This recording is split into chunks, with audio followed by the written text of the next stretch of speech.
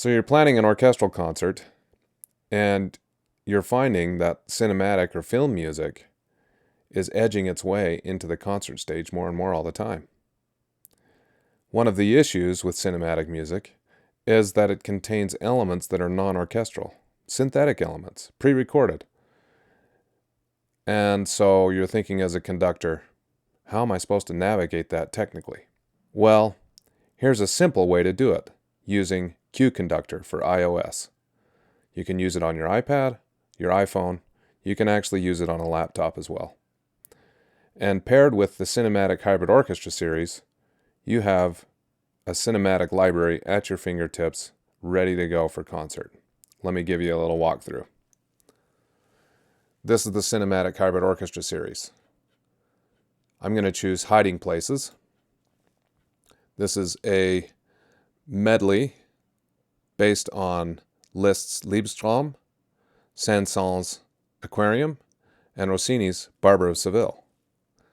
And you can purchase that at nathanhoffines.com or cinematichybridorchestra.com.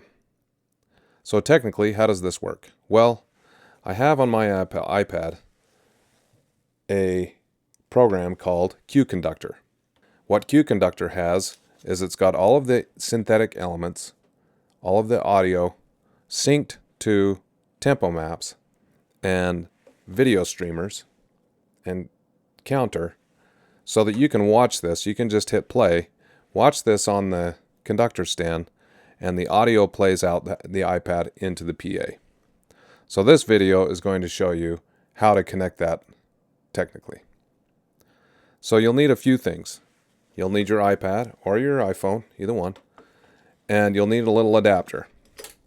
So this adapter, it's a $21 adapter. It has 3 different ports that you can use: Lightning, USB-C, or the aux cable, depending on what your device uses. On the other end, you have a split 1/4 inch. Now, if you're wanting to use click, you can connect the left side into your earphones and the right side into the house speaker system. If you're not wanting to use click, then you can send both of them to the house speaker system in stereo. And I'll show you how that works on the iPad.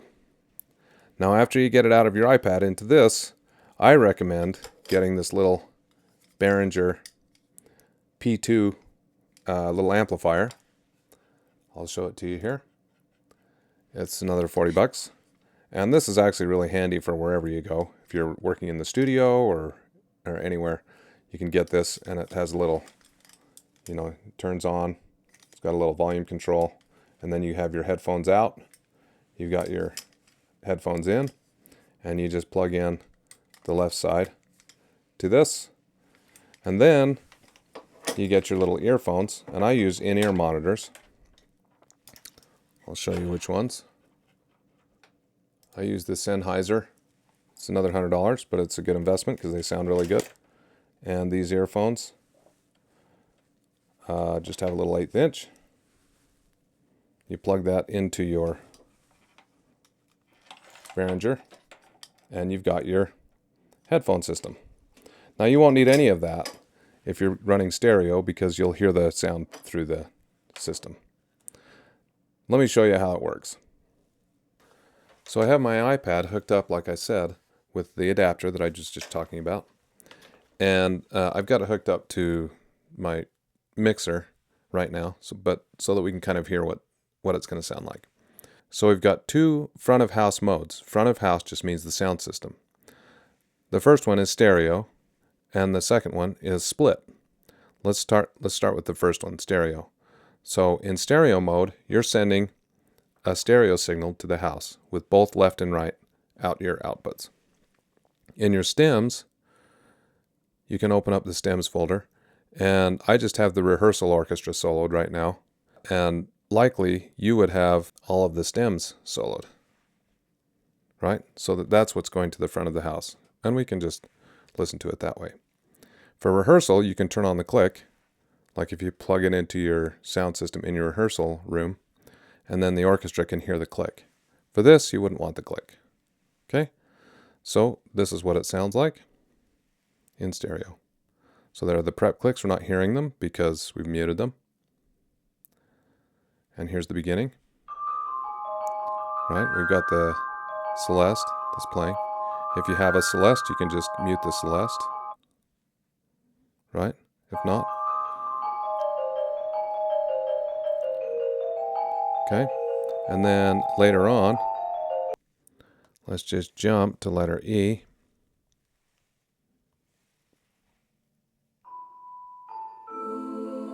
And that's where the choir comes in.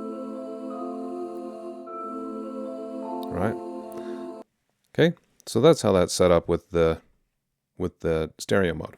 In split mode, if I do that, you'll notice that the click turns on over here, and that's coming out the left side, and your mix with all of your stems are coming out your right side. And I'll just play that. You'll hear the click in the left, and you'll hear your stems in the right. Let's just play that at letter E.